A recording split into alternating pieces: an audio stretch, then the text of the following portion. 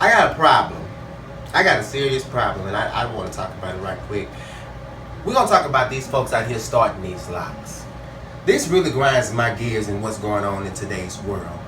We have so many people out here just making up stuff, putting stuff in folks' heads, doing all kind of crazy stuff. You came up with the back comb method for people that have extensive curl patterns. Then you came over here and you shocked and put the bitch hair on the ice water challenge by using honey and everything else in the child's hair that was unnecessary. You just got a whole bunch of things going on, and these people are confused. You're forcing stuff with interlocking. You're doing all of this, but then nobody get down to the recipe of what natural hair is. So these things that y'all putting in each other's hair and putting in your own hair, I want to tell you to stop it, because this shit is scaring me. I just talked to a baby on the phone not too long ago. This baby had the nerve to tell me, first of all, her stylist gave her 67 locks. 67? Bitch, you didn't even get in the 3 digits? You are deprived. I can go to Jack in the Box on the EBT card and get more shit than that. 67, bitch. I am appalled and confused. Next, she told me the bitch took it to a gender assignment type of situation. I don't work with women because they wash their hair too much. Well, in 2015, I want you to find me a nasty, homeless, manly built woman that ain't washing her hair. That is disgusting. So, of course, a woman is going to wash her hair. Of course, a man is going to sit around and not going to do many of things. You got all of these different stuff that's going on. Look at this picture right here. How do you feel about these as starter locks? This looks horrible. It's ugly. It's not ladylike. It doesn't make you feel like any type of human being or anything of the sort. So that's why I get to my type of starting lock, and I use the natural curl pattern. Whether you Ethiopian, Mongolian, Dubaian, or Bangolian, whatever all these things that God has made up in the world, you can still have starter locks. So you take that curl pattern and you work with it by the blood of God, and you use light-free products. It's not that serious, people. It's really not. So the stuff that we got going on here is really just scaring the shit out of me. It don't look like a hairstyle no more. Then you go out here and the white people looking at you like, I like your poodle. It's nice. I never wore my dog on my head before. Well, bitch, we ain't got ours on our head either. That's supposed to be our hairstyle. But I guess because slavery happened back when motherland and Jesus was all the way across the water and all these things that people was doing, but our hair don't look like slavery hair no more. We now have healthy flowing hair that can follow all the way down to our ankles. You just gotta work with it. So all of these single strand knots and stuff that y'all coming up with, all this make-believe stuff that y'all doing, of course it's gonna cause an issue going forward, because you sitting up here looking like the vampire from Brooklyn, the dead kind with HIV. It ain't cutting it. I want you to shift it back a major level. Like skip back thousands of years ago and understand what happened in the beginning. In the beginning, yes, they had the whole thing going where they had locked up and mangled on its own, because you had no one there to come in and manipulate it. Now you got all of these famous ass stylists and all these people that's just Instagram happy and heavy and YouTube and all the way across the board, and they're telling you all these different things. But who's really promoting that great level of health? Who's really talking about some wonderful, great things in this hair industry? That's what I really want to get down to. So all of these things that I've been seeing, I really don't think that we should look at this stuff no more. From forcing the interlock from day 2, back coming and using what you have there instead of understanding the progression and the shedding hair is another thing. Honey, mayonnaise, all of these things that you're using to make a taco salad in the middle of quinceañera or Cinco de Mayo, it's not cutting it, baby. It don't look good. The outcomes are just travesty. And last but not least, you are telling these folks not to wash their hair.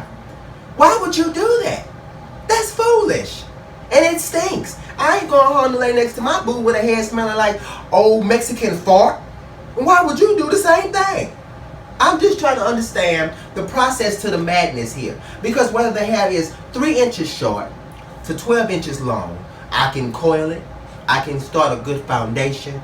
We can do a number of things with the level of health.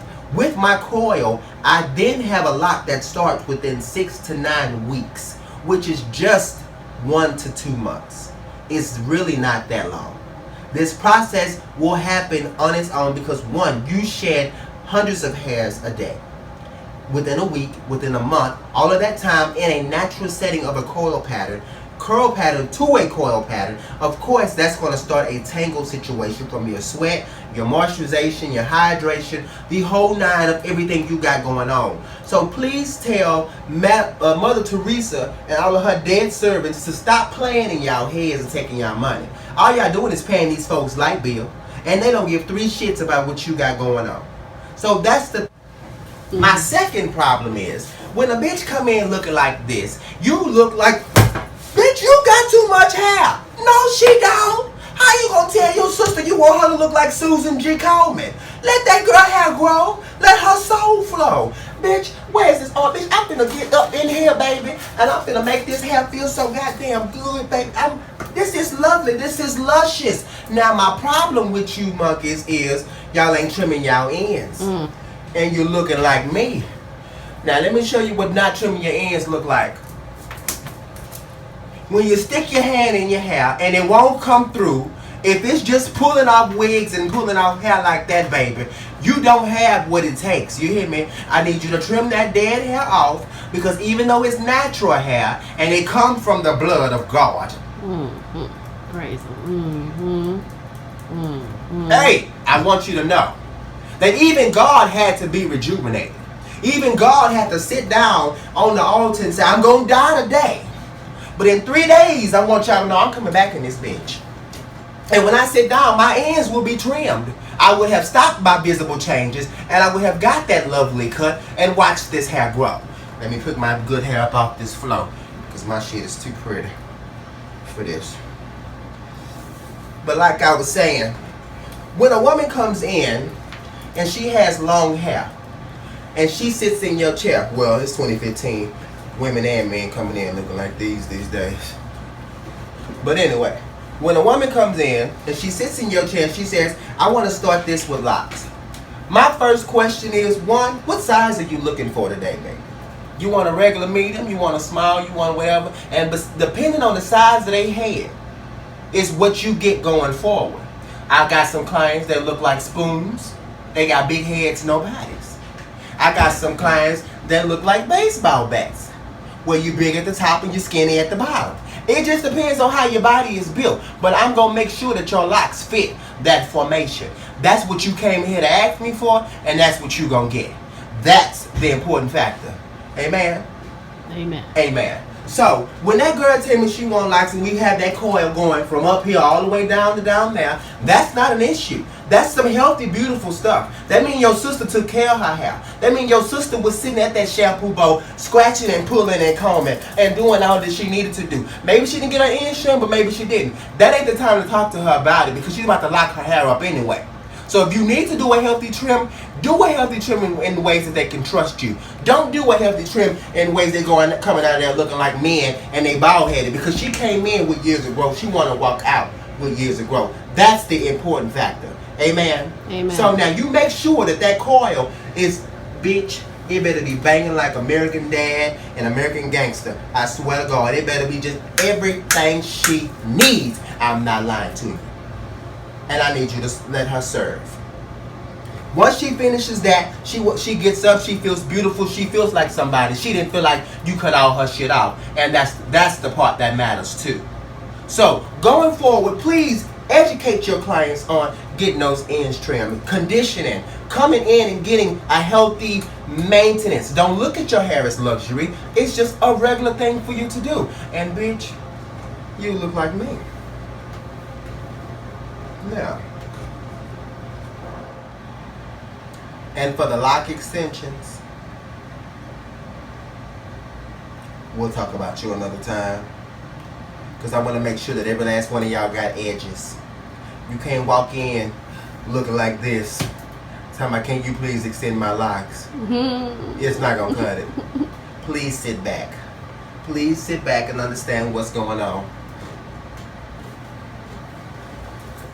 I often tell my clients, once you get your lock started, the process is very simplistic. It's not much you really have to do.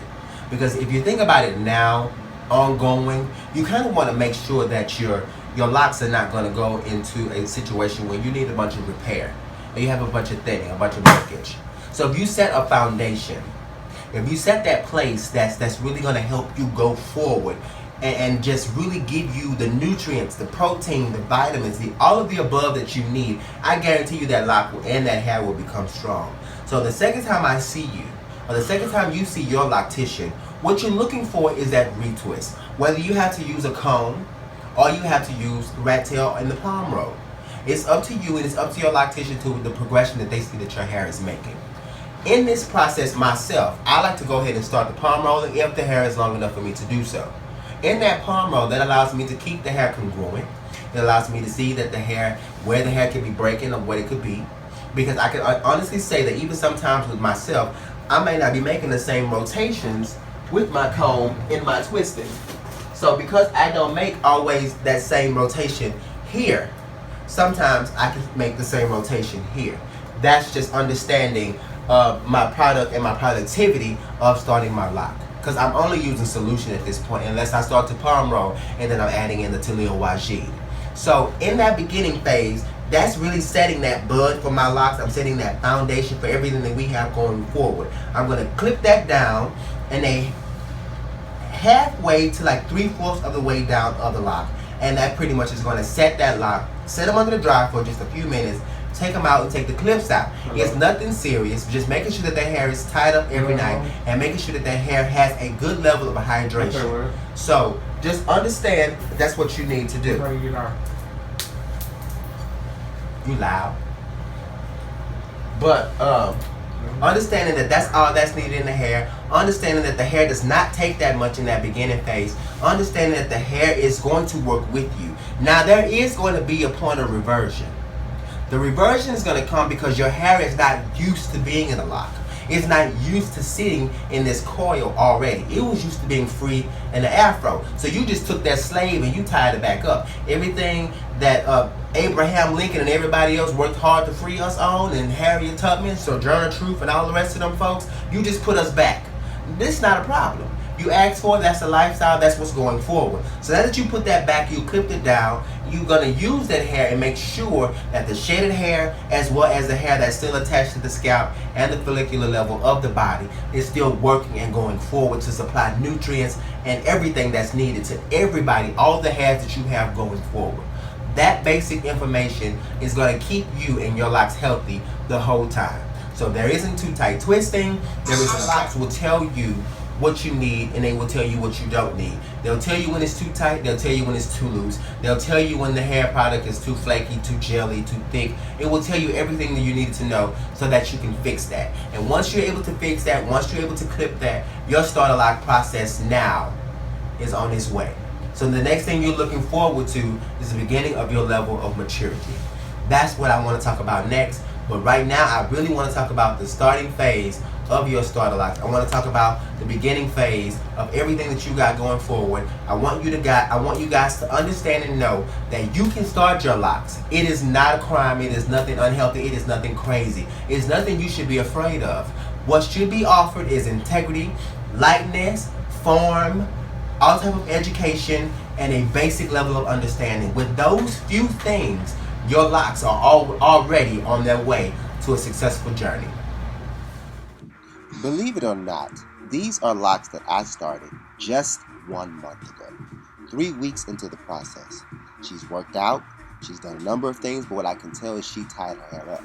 So as I go through and I stick my finger through to see how far she's locked up and where she's budded, it's already began a strong bud and the coils are still in place.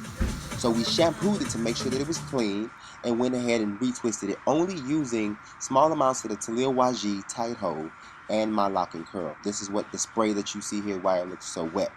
After this process, she then goes under the dryer, and this was her first successful retwist. Believe it or not, this is the second time I have seen this young lady. She did come in with a little length, but already her locks are looking and showing exactly where they're going and the process, so she sees the success that we're having on hand today. Congratulations.